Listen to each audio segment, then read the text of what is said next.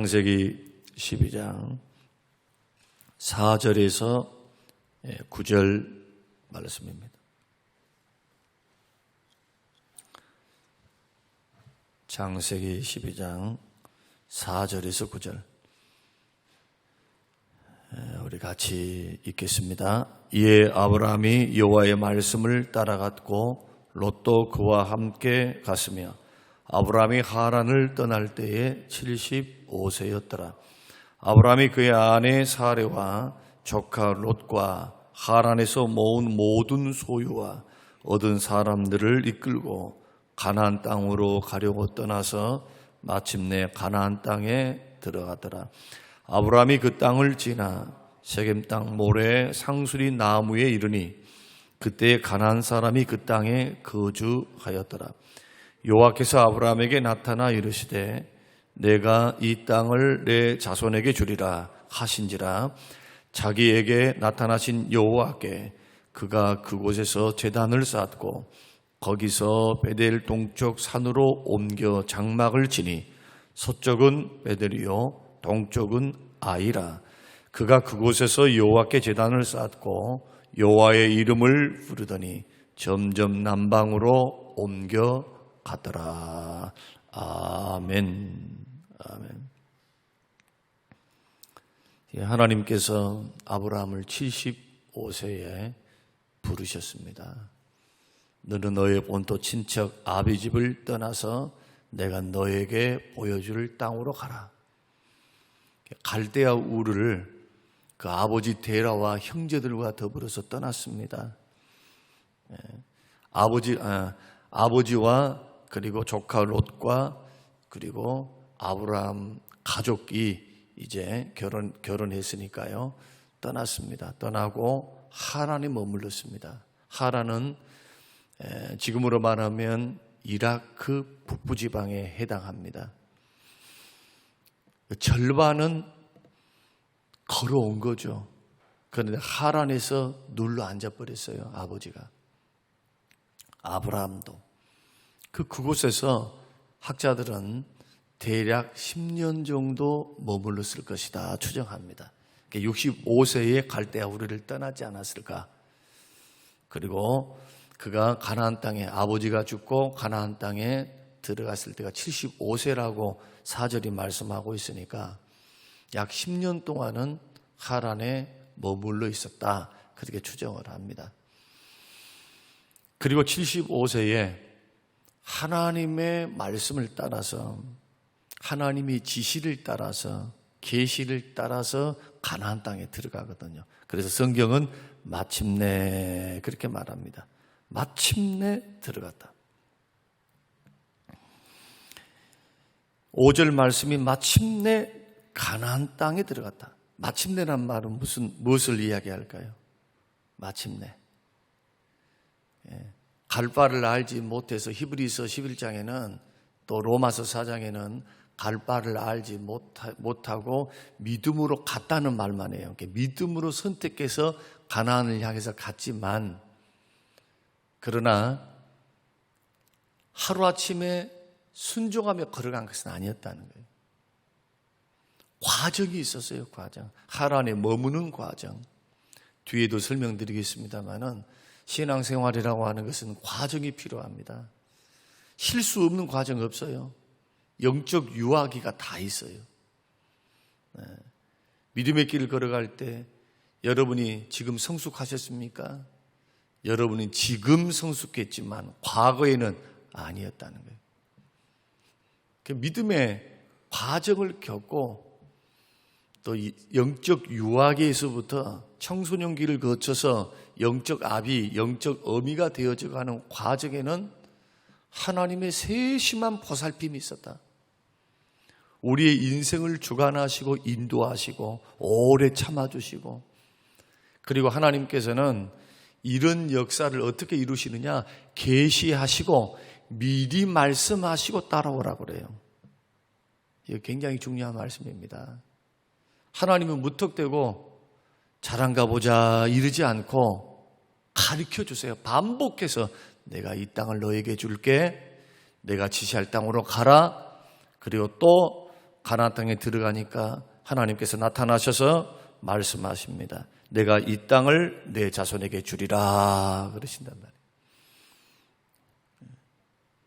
계속해서 약속을 주시고 비전을 주시고 꿈을 주시고 갈 길을 인도하시고 내가 서야 할 자리를 말씀하시면서 인도해 가신다. 그러니까 기독교 신앙은 말씀 중심의 신앙이에요. 말씀 중심의 신앙. 물론 예수 그리스도 십자가 구원을 위한 십자가 중심이지만 그 십자가의 구원을 받고 난 우리들에게 말씀은 등불이 되어서 지금도 우리에게 천국길을 걸어가는 우리들에게 밝은 빛으로 하나님의 계시, 뜻을 가리킵니다. 이렇게 걸어가면 복이 된다. 이렇게 걸어가면 안 돼. 이렇게 걸어가야 돼. 하나님께서 우리의 인생을 말씀을 통해 성령의 역사를 통해서 우리에게 자꾸 주의 종들을 통해서 갈 길을 제시하십니다. 주의 음성입니다. 주의 음성. 정말 믿음의 조상으로서 과정은 실수도 했고 내일은 실수에 대해서 말씀을 드릴 텐데 실수도 하고 넘어지기도 하고 은혜로 다시 회복되고 일어서기도 하는 그 과정의 반복을 통해서 점진적으로 성장해 간 것만큼은 사실이지만 그러나 아브라함은 사람이었습니다. 그럼에도 불구하고 그런 약함 속에서도 믿음이 뒤로 물러선 게 아니라 점진적으로 성장했어요. 점진적으로. 이 부분이 중요합니다. 오늘 여러분에게 한번 묻고 싶습니다. 방송을 보고 계신 여러분, 여러분의 지금의 믿음은 어떻습니까? 신앙생활은 어떻습니까? 과거는 흘려보내야 돼요. 잘했든 못했든. 아니 과거 아무리 들춰봤자 뭔 소용이 있어요. 교훈받고 그리고 오늘을 살아야죠.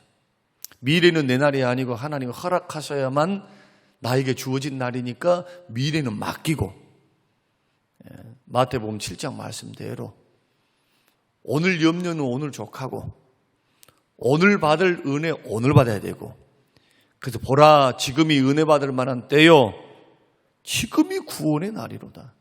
구원도 지금 받고 은혜도 지금 받고 오늘 내가 하나님 앞에 어떻게 서 있는가 오늘을 사랑하셔야 됩니다.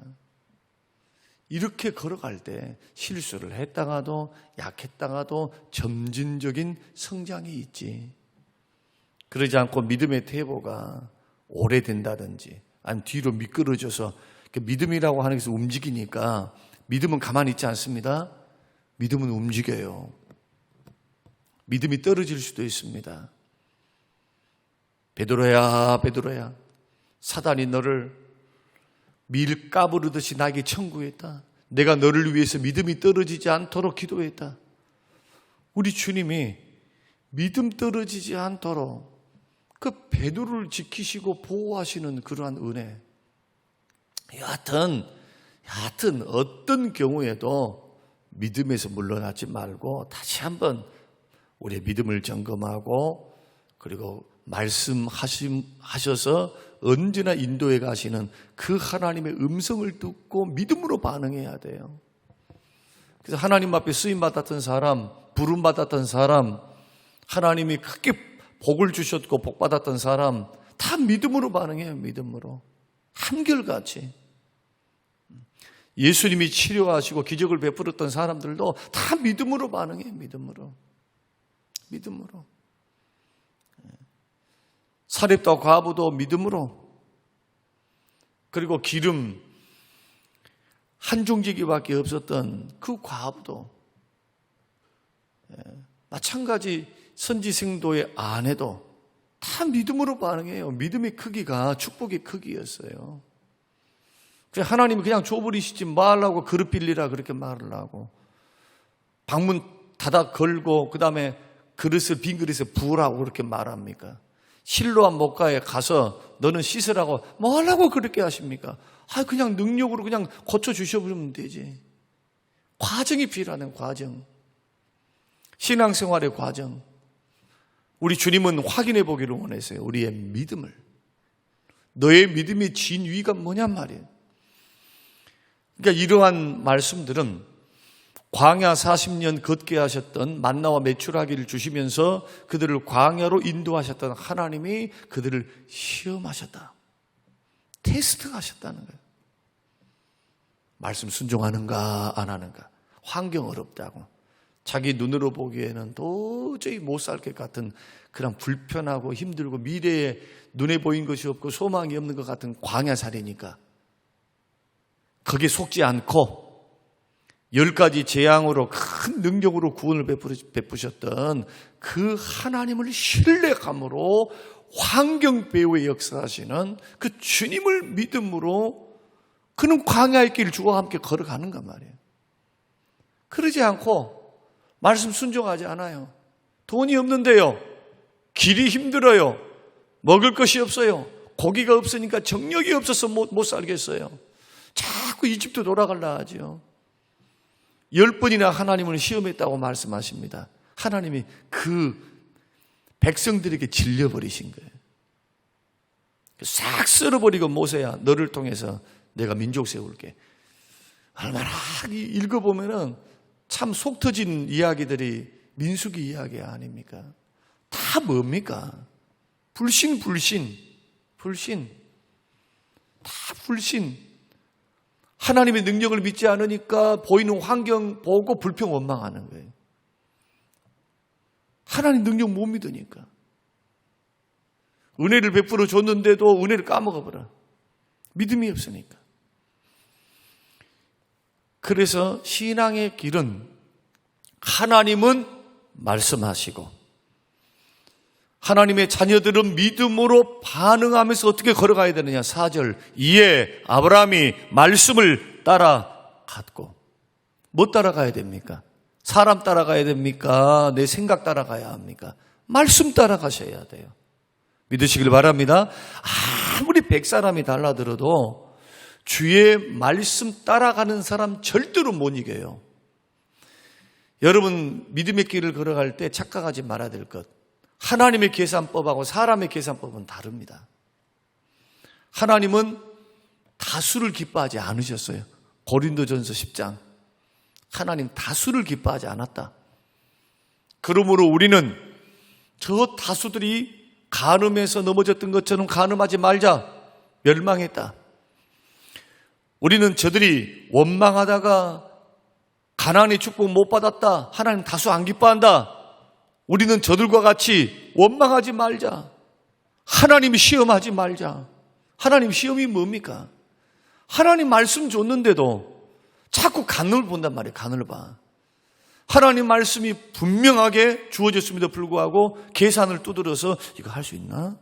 이거 할 수 없나? 물론 우리가 인생길을 걸어갈 때 사업과 직장을 해나갈 때 아니 계산 안 하는 사람이 어디 있어요? 다 계산하지. 실로한 망대를 세울 때도 이 지혜죠. 일반 은총이고. 그러나 일반적인 은총에만 머물러 있으면 그 사람은 하나님의 사람이 아닌 겁니다. 만용을 부려서는 안 되지만 그러나 하나님을 계산하고 하나님이 어떻게 열어가시는가, 하나님이 어떻게 우리를 사용하시는가. 저는 교회에 하나님의 길을 걸어갈 때 믿음으로 걸어가는 이 길에 있어서 계산법이 저는 내 계산하고 맞아 떨어진 적이 없어요. 내 계산적으로 하면 이것이 안 돼. 이것이 안 돼요. 우리 실력으로도 안 되고 우리 믿음으로 봐서도 안 돼요. 우리 교인들이 뭐 얼마나 무슨 부자가 많아가지고 목사가 찾아가서 이번에 헌금 좀 해야 되겠습니다. 이렇게 도움을 청할 수 있는 분들이 얼마나 있어 우리 교회에. 아무리 생각해봐도 없어요. 없어.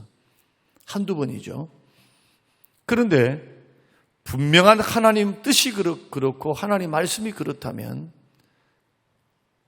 불신으로 못합니다. 못하겠습니다. 힘듭니다. 그러지 않고 가능성을 열어놔요. 하나님이 일할 수 있는 가능성, 성령께서 역사하실 가능성. 하나님 도와주세요. 믿음으로 기대하고 기도하며 준비하며 믿음으로 하나님 바라보며 그러면 감동받는 사람이 일어나기 시작해요. 성령께서 그 마음을 흥분시키시고 그 마음에 감동을 주셔서 일을 하게 하신단 말이에요. 일을. 그렇게 해서 진행되는 것이 주의 일입니다. 이것이 우리의 일도 되지만 하나님의 일이니까 하나님이 인도해 가요. 여기에 필요한 게 뭐냐?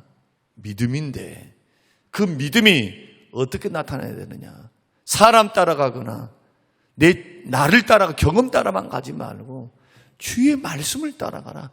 주의 말씀이 세세하게 우리에게 가르치지 아니한다 할지라도 이것이 하나님의 말씀의 원리를 따라서 반드시 거기에 서 있어야 돼요.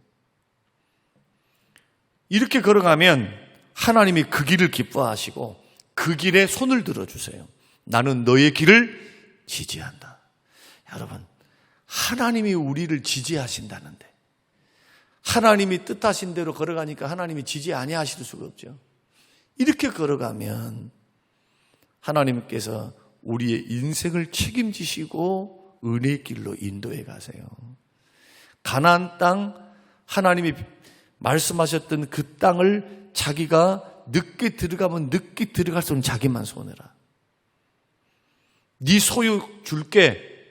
그랬으면은 지금 생활이 이렇고요. 뭐가 어떻고요. 저것이 어떻고요.